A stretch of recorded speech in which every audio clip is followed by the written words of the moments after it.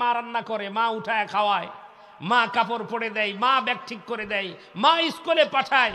বেটা চিন্তা করে বাপ তো আমারে দরদ করে না, বাপের দরদ কই? বেটার মাথার উপরে বাপ এমন করে হাত বুলা দিয়ে কয় এটা আমার পাগলা বেটা। হ্যাঁ, বেটার মাথায় হাত বুলে কয় পাগল, আর বেটা মুসকি মুসকি হাসে। অন্য লোকজন কয় কিরে তোর বাপ তোরে পাগল কয়, তুই হাসিস, ব্যাপারটা কি?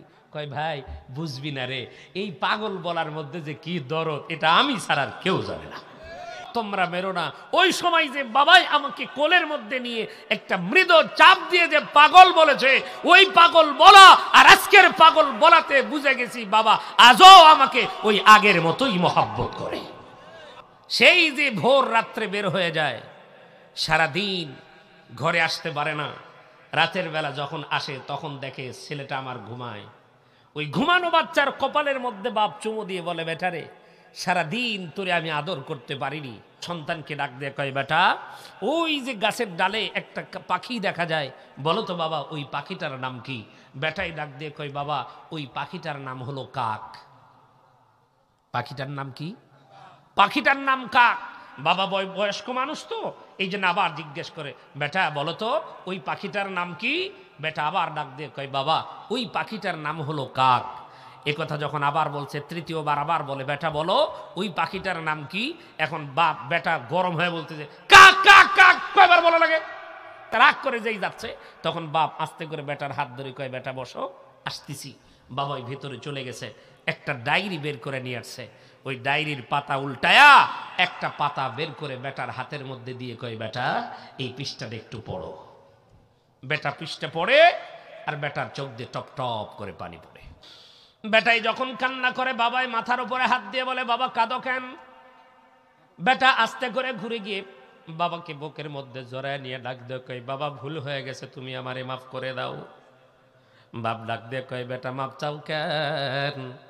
বেটাই তখন ডাক দিয়ে কয় আব্বা বুঝি নাই কারণ এই ডায়েরির ভিতরে যেই কথাটা লেখা, আজ থেকে পড়াই 25 বছরের সন্তানের গল্প লেখা আছে, পড়াই 23 বছর আগের গল্প।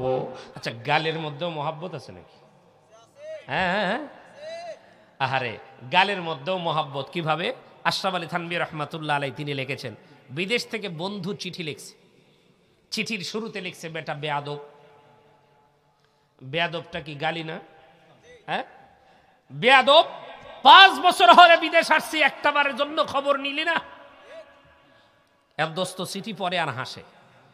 পাশের দোস্ত ডাক দিয়ে কই কিরে দোস্ত চিঠি পাঠাইলো, পড়তেছিস আর হাসতেছিস কেন? দেখি তোর চিঠিতে কি লিখছে। এই কথা বলে চিঠিটা হাতের মধ্যে নিচ্ছে, নিয়ে দেখে প্রথমেই লেখা বেটা বেয়াদব। রে তোরে না তোর দোস্ত তো গাল দিছে আর তুই হাসতেছিস কেন? কয় ভাই বুঝবি না, আমি ওই বেয়াদব বলার অর্থ হলো আমি ওকে ভুললেও ও আমারে ভুলে নাই। আর একটু ক্লিয়ার করে, অনেক সময় দেখেন না বাপের মাথার উপরে মানে বেটার মাথার উপরে বাপ এমন করে হাত বুলা দিয়া কয় এটা আমার পাগলা বেটা। হ্যাঁ বেটার মাথায় হাত বুলে কয় পাগল, আর বেটা মুসকি মুসকি হাসে। অন্য লোকজন কয় কিরে তোর বাপ তোরে পাগল কয়, তুই হাসিস, ব্যাপারটা কি? কয় ভাই বুঝবি না রে, এই পাগল বলার মধ্যে যে কি দরদ এটা আমি ছাড়া আর কেউ জানে না। বলে কেমনে? আমি ছোটবেলায় যখন অন্যায় করতাম, ছোটবেলায় যখন ঝামেলা করতাম, তখন অনেকে যখন আমাকে মারার জন্য ধেয়ে আসতো, তখন বাবা আমাকে বুকের মধ্যে জড়ায় নিয়ে বলতো তোমরা আবার এই পাগল বেটারে কিচ্ছু বলো না, এই বেটাটা আমার পাগল, তোমরা মেরো না। ওই সময় যে বাবাই আমাকে কোলের মধ্যে নিয়ে একটা মৃদু চাপ দিয়ে যে পাগল বলেছে, ওই পাগল বলা আর আজকের পাগল বলাতে বুঝে গেছি বাবা আজও আমাকে ওই আগের মতোই মহব্বত করে। এই পৃথিবীতে মায়ের মহাব্বত বোঝা গেলেও বাবের মহাব্বত কিন্তু সন্তান বুঝতে পারে না। মায়ের মহাব্বতটা যতটা বোঝা যায়, কারণ মা রান্না করে, মা উঠায় খাওয়ায়, মা কাপড় পরে দেয়, মা ব্যাগ ঠিক করে দেয়, মা স্কুলে পাঠায়। বেটা চিন্তা করে বাপ তো আমারে দরদ করে না, বাপের দরদ কই? এমনও কিছু বাপ সমাজে আছে যেই বাবা সেই যে ভোর রাত্রে বের হয়ে যায়, সারাদিন ঘরে আসতে পারে না, রাতের বেলা যখন আসে তখন দেখে ছেলেটা আমার ঘুমায়। ওই ঘুমানো বাচ্চার কপালের মধ্যে বাপ চুমু দিয়ে বলে বেটারে সারাদিন তোরে আমি আদর করতে পারিনি। ঘুমানো সন্তানের মাথার মধ্যে একটা চুমু দিয়ে বাপ পাশে ঘুমিয়ে যায়, আমার আপনার ঘুম ভাঙ্গার আগেই বাবা আবার ঘুম থেকে উঠে চলে যায়। কথা কোন ঠিক কিনা? আজকে অনেক আছি, অনেক যুবক এখানে বসে আছেন, বাবার মহাব্বত বোঝা যায় না। অনেক সময় মনে হয় বাবা আমাকে শত্রু ভাবে, না, বাবা বটবৃক্ষর মতো, বাবার দরদ বোঝা যায় না, বরং আপনাকে আমাকে উচ্চ শিখরে উচ্চ আসনে পৌঁছে দেওয়ার জন্যই বাবা দিন রাত মেহনত করে। কথা কোন ঠিক কিনা? আমি এই জন্য বুঝানোর জন্য মাঝে মাঝে বলি, বাবাকে কষ্ট দিয়েন না। একটু যান, যে সকল ভাইরা লেখাপড়া করেন বা অনেক বড় হয়ে গেছেন, একটু মাঝে মাঝে গিয়ে বাবার হাতের সঙ্গে একটু হাতটা লাগান, দেখবেন তাইলে বুঝবেন। আমি অনেক মাহফিলে অনেক জায়গায় কথা বলতে গেলে বলি, বাবার হাতের সঙ্গে হাত রাখলে বাবার হাতটা খসখসা লাগে। আমার সঙ্গে যখন অনেক মানুষ মুসাফা করে, তখন অনেকে বলে, হুজুর আপনার হাতের সঙ্গে মুসাফা করলে বেশ ভালো লাগে, হাতটা বেশ নরম।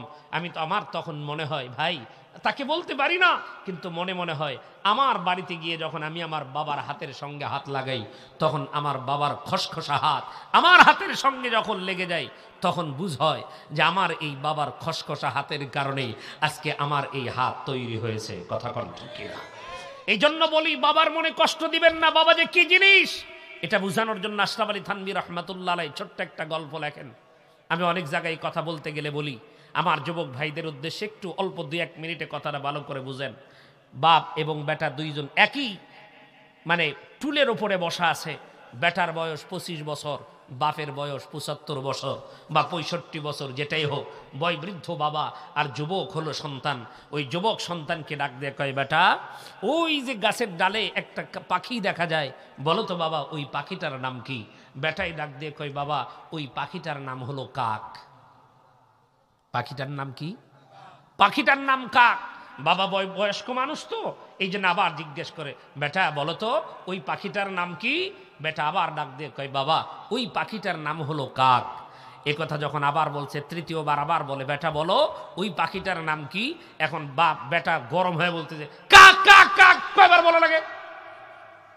এক কথা 3 বার বলার পরে রেগে গেছে। বাপ আবার জিজ্ঞেস করছে, বাবা বলো তো ওই পাখিটার নাম কি? চতুর্থবার যেই জিজ্ঞেস করছে, বলেন তো দেখি মেজাজ কি আর ঠিক আছে নাকি?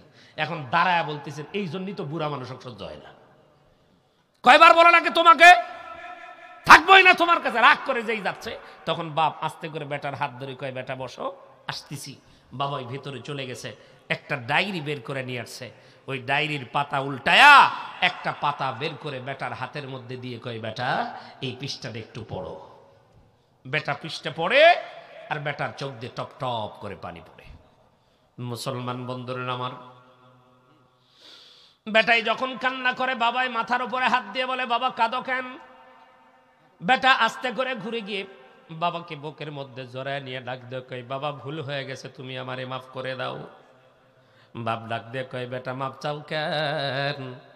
বেটাই তখন ডাক দিয়ে কয়, আব্বা বুঝি নাই, কারণ এই ডায়েরির ভিতরে যেই কথাটা লেখা, আজ থেকে পড়াই 25 বছরের সন্তানের গল্প লেখা আছে, পড়াই 23 বছর আগের গল্প। তার তখন বেটার বয়স ছিল 2.5 বছর অথবা হয়তোবা 3 বছর। এমন বয়সকালে ঠিক ওই জায়গার ভিতরে বাপের কোলের মধ্যেই বেটা বসা ছিল। ওই বেটাই বসা ছিল বাপের কোলের মধ্যে বসে, বাবার দাড়ি নাড়ে আর বলে, বাবা ওই যে আম গাছটা দেখতে পাওয়া যায়, ওই গাছের ডালের উপরে একটা পাখি দেখতে পাওয়া যায়, পাখিটার নাম কি? বাবাই ডাক দিয়ে বলে, কাক। আবার ডাক দিয়ে বলে, ওই পাখিটার নাম কি? বাবাই ডাক দিয়ে বলে, কাক।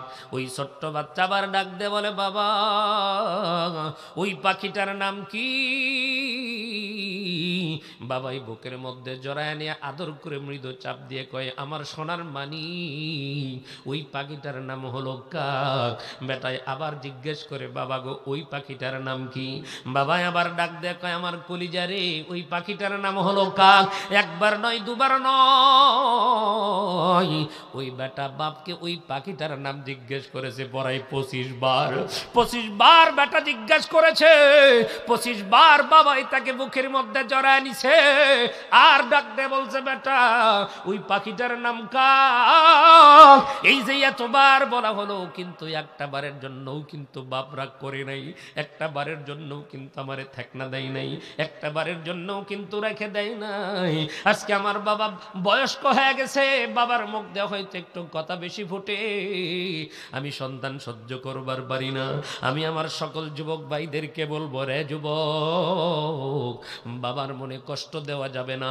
বাবা এমন একটা বট বৃক্ষ, বাবা তুমি কেমন আছো ছোট্ট মাটির ঘরে, তোমার কথা হৃদয় মাঝে পড়ছে বারে বারে। বাবা তুমি কেমন আছো ছোট্ট মাটির ঘরে, তোমার কথা হৃদয় মাঝে পড়ছে বারে বারে। বাবা গো বাবা, বাবা গো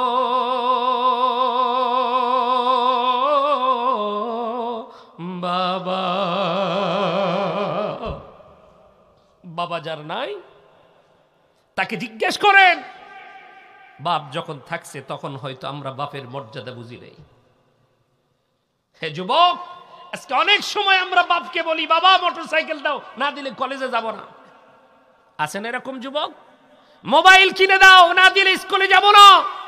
জেদ ধরি, বাবা দিতে চায় না, তখন আমরা মনে করি বাপ আমারে পছন্দ করে না, বাবা আমারে ঘৃণা করে না। বাবা তোমারই মোবাইল দিতে চায় না, বাবা তোমারই মোটরসাইকেল দিতে চায় না। কেন জানো? মোবাইল দিতে চায় না, আমার সন্তানের ভবিষ্যৎ নষ্ট হবে সেই জন্য। অথচ বেটা মনে করে বাবা আমার সঙ্গে শত্রুতা করছে। মুসলমান বন্ধুরা, আমার যুবক ভাইদেরকে বলে, যুবক ভাই খবরদার, বাবার মনে কষ্ট দিও না, মার মনে কষ্ট দিও না। কারণ আল্লাহ পাক কোরআনের মধ্যে বলেন, ইম্মা ইয়াবলুগান্না ইনদাকাল কিবারা আহাদুহুমা আও কিলাহুমা فلا تقل لهما أف ولا تنهرهما وقل لهما قولا كريما।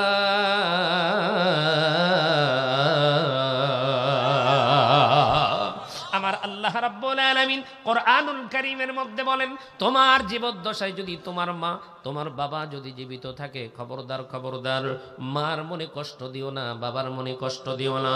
মা বাবার মুখ থেকে যদি কখনো উহ শব্দটা বের হয়, তাহলে কিন্তু তোমার জীবনটা বড় নষ্ট হয়ে যাবে। আমার আল্লাহ কিন্তু সহ্য করতে পারে না। এই জন্য বলতেছিলাম মুসলমান, বাবার বয়স হয়ে গেছে, মার বয়স হয়ে গেছে, যদি একটু কথা বেশি বলে রাগ করবেন না, মন খারাপ করবেন না। তবে